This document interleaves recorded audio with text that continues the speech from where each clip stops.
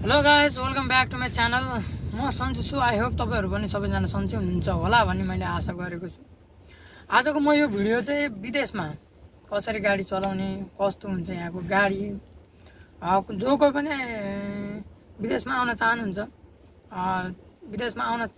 भन्दा पनि गाडी सम्बन्धी गाडीको भ्याकेन्सी खोलेर जो कोही पनि आउन चाहनुहुन्छ भने यो भिडियो उहाँहरू समक्ष पुगोस् भन्ने मैले आशा गरेको छु र आई होप पुग्छ पनि।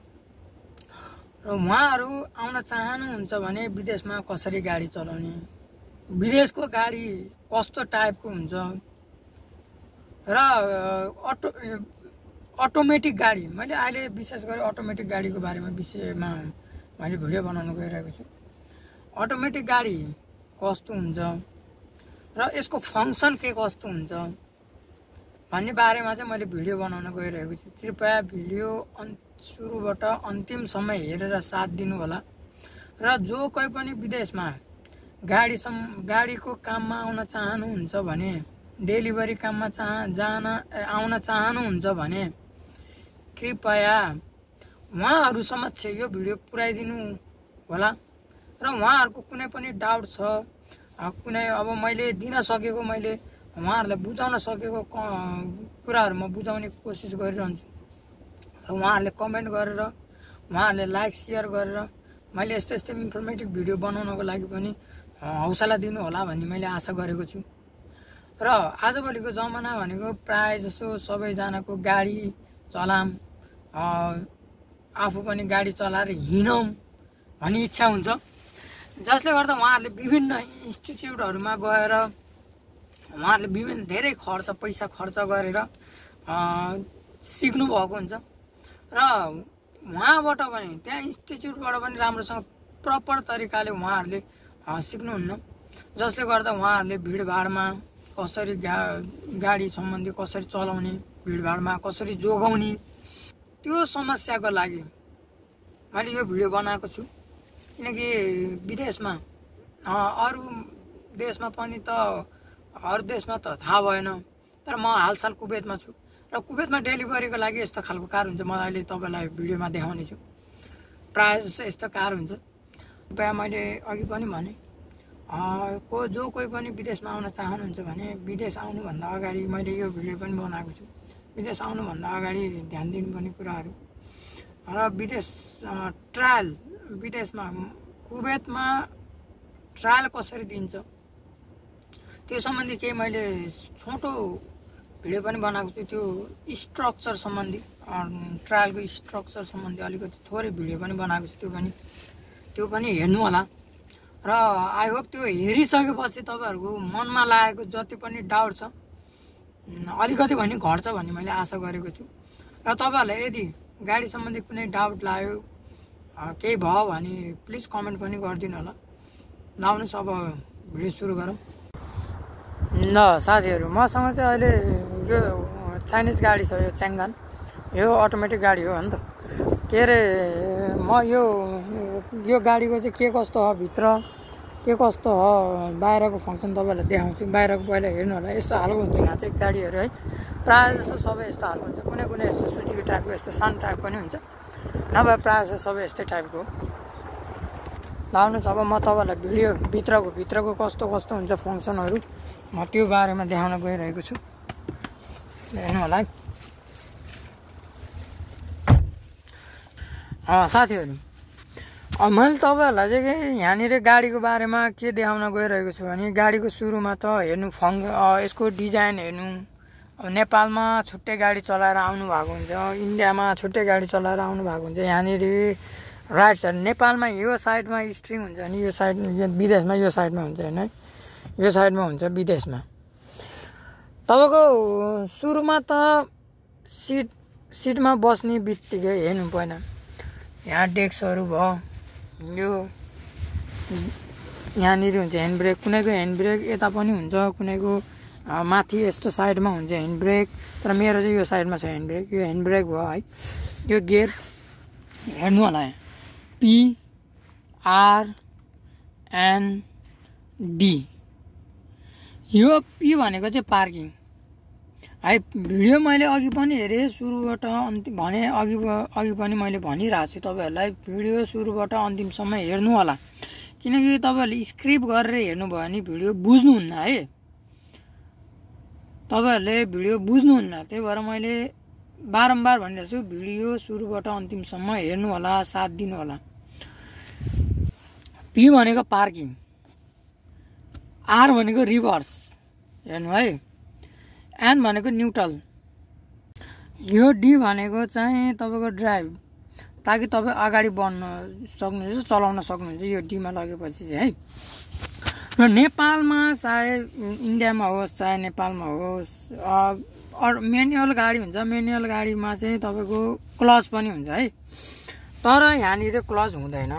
यहाँनिर हुने भनेको हेर्नु होला है, यो एउटा ब्रेक हुन्छ, एउटा एक्सिलेटर हुन्छ हेर्नु है, एउटा एक्सिलेटर यो भयो, यो ब्रेक भयो, क्लच हुँदैन है यहाँनिर। क्लच अटोमेटिक गाडीमा क्लच हुँदैन। र तपाईँको म तपाईँलाई एउटा यहाँ के भन्न गइरहेको छु भने, यो भनेको पार्किङ, जहिले पनि हाम्रो गाडी पार्किङमा हुनुपर्छ, बिना पार्किङमा गाडी स्टार्ट हुँदैन। नेपालमा के हुन्छ भने म्यानुअल गाडी हुन्छ, 1 2 न्युट्रलमा, 1 मा 2 मा जतिमा हाने पनि स्टार्ट हुन्छ, तर यहाँनिर बिना पार्किङको स्टार्ट गाडी हुँदैन। र तपाईँको यहाँ चाबी यस्तो हुन्छ हेर्नु, कुनैको चाबी बटन सिस्टम हुन्छ भने मेरो चाहिँ यस्तो छ, डेलिभरीको प्रायः सबैको यस्तै हुन्छ।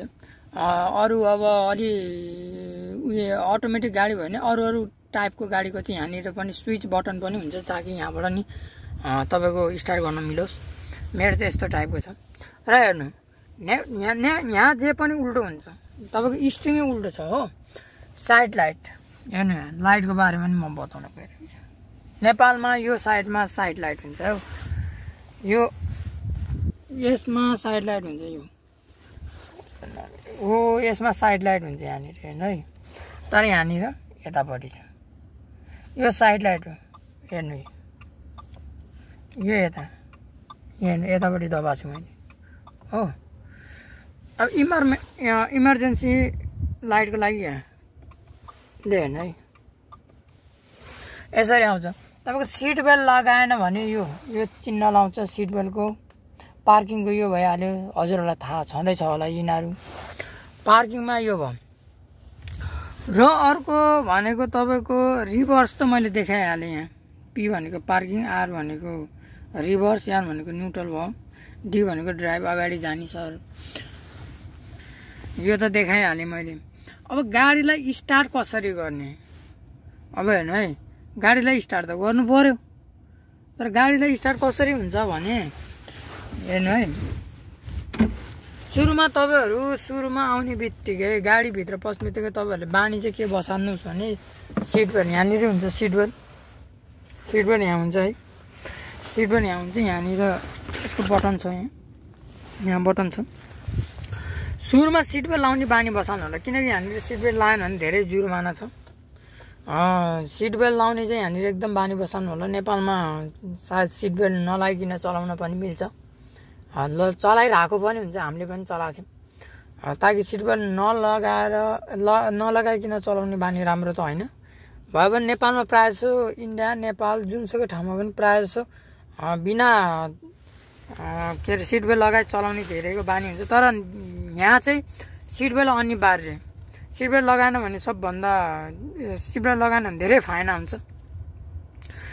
त्यही भएर गाडीभित्र पस्ने बित्तिकै सिट बेल्ट लगाउनु होला पहिला कुरो त। र अर्को हेर्नु, यो सिसा हुन्छ, सिसाको यहाँनिर हुन्छ कि जुन आउने डोर छ त्यहाँनिर चाहिँ यो हुन्छ, यो भनेको अटो डाउन भनेको यो मेरो ड्राइभर साइडतिरको हेर्नु होला, सिसा तल झरिरहेको माथि झरेर, यो तलपट्टि यो तल दबायो भने तल झर्छ, माथि दबायो भने माथि तान्यो भने माथि आउँछ। यो भनेको यतापट्टि यो साइडको भयो, यो भनेको यतापट्टिको यो साइडको भयो, यो भनेको यो साइडको भयो। सिसा अप डाउन गर्ने हो यो है। र गाडी कसरी स्टार्ट हुन्छ त नि भन्दा मेरो गाडी अहिले स्टार्टमा छ। म स्टार्ट बन्द पनि गरेँ तपाईँहरूको लागि देखाउनको लागि। गाडी कसरी स्टार्ट हुन्छ भन्दा सुरुमा हेर्नु पार्किङ। मैले भने अघि नै बिना पार्किङमा स्टार्ट हुँदैन। पार्किङमा गाडी केयर राख्नु पर्यो। त्यसपछि यहाँ हेर्नु मेरो खुट्टा हेर्नु दुईवटा मात्र छ, एक्सिलेटर यो एउटा, ब्रेक एउटा। ब्रेकमा मजाले दबाउनु होला है, सुरुमा मजाले ब्रेक दबाउनु। त्यसपछि चाबी एकचोटिमा अन हुँदैन, हेर्नु है चाबी दुईचोटिमा पुरै लाइट आउन दिनु होला। यसरी लाइट आउन दिइसकेपछि जब लाइट बल्छ त्यसपछि ब्रेक हेर दबाउनु होला।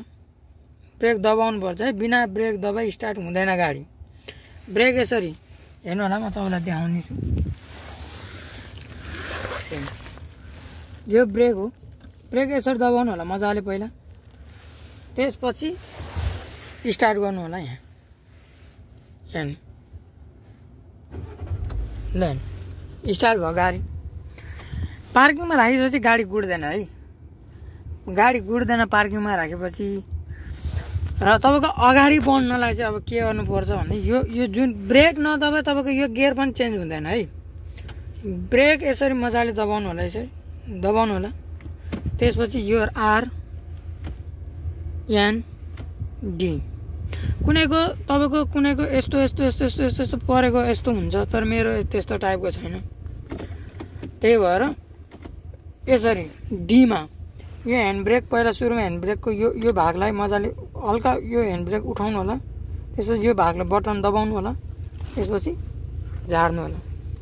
हेर्नु है, माथि उठाउनु बेला त सिधै उठाए नि भयो, तर माथिबाट तल गर्ने बेला हल्का उठाउनु होला। त्यसपछि यसलाई दबाउनु होला, त्यसपछि झार्नु होला, झर्छ है। र अब हेर्नु गाडी कसरी चलाउने भन्दाखेरि यो हो, मैले डीमा झारेँ, ड्राइभिङमा झारेँ, ह्यान्ड ब्रेक पनि तल झारेँ।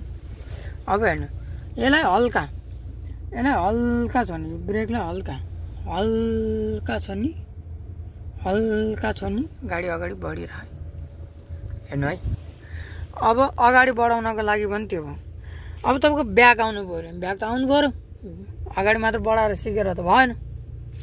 अब हेर्नु फेरि सिस्टम त्यही हो है, सिस्टम त्यही हो। ब्रेक हेर मजाले दबाउनु होला, ब्रेक यसरी मजाले दबाउनु होला है। त्यसपछि आयो यहाँनिर ड्राइभको आरमा, आर भनेको रिभर्स, आरमा दबाउनु होला। त्यसपछि हल्का ब्याक आउँछ, हेर्नु है।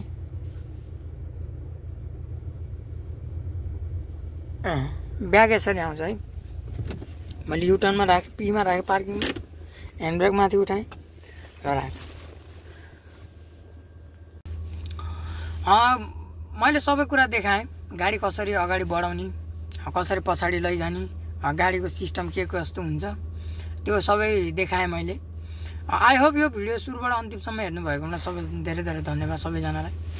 र यो भिडियो तपाईँहरूले धेरैभन्दा धेरैलाई सेयर गरिदिनु हुन्छ होला भन्ने पनि मैले आशा राखेको छु, ताकि विदेशमा, मैले पहिला पनि भने विदेशमा जो कोही पनि ड्राइभिङमा आउन चाहनुहुन्छ भने ताकि यो भिडियो हेरिसकेपछि उहाँहरूलाई लागेको डाउट, विदेशमा कसरी गाडी चलाउने होला, कस्तो हुन्छ होला गाडी, कसरी ट्रायल दिने होला भन्ने जुन अनेकौँ इच्छा, अनेकौँ मनमा खुल्दुली हुन्छ, ताकि यो भिडियो हेरिसकेपछि आई होप तपाईँहरूको खुल्दुली जति पनि मनमा डर डाउट लागेको छ त्यो डाउट हट्छ भन्ने मैले आशा राखेको छु। आई होप यो भिडियो सुरुबाट अन्तिमसम्म हेरिदिनु भएकोमा तपाईँहरूलाई फेरि पनि धन्यवाद भन्न चाहन्छु। र यो भिडियो हेरिसकेपछि तपाईँहरूलाई के कस्तो लाग्यो प्रतिक्रिया पनि दिनु होला। र यस्तो इन्फर्मेटिभ भिडियोको लागि तपाईँहरूको साथ सपोर्ट पनि चाहिएको छ, तपाईँहरूले साथ सपोर्ट पनि गरिदिनु होला। र भिडियोलाई लाइक, सेयर, सब्सक्राइब पनि गर्न नबिर्सिनु होला। हस्त, धन्यवाद।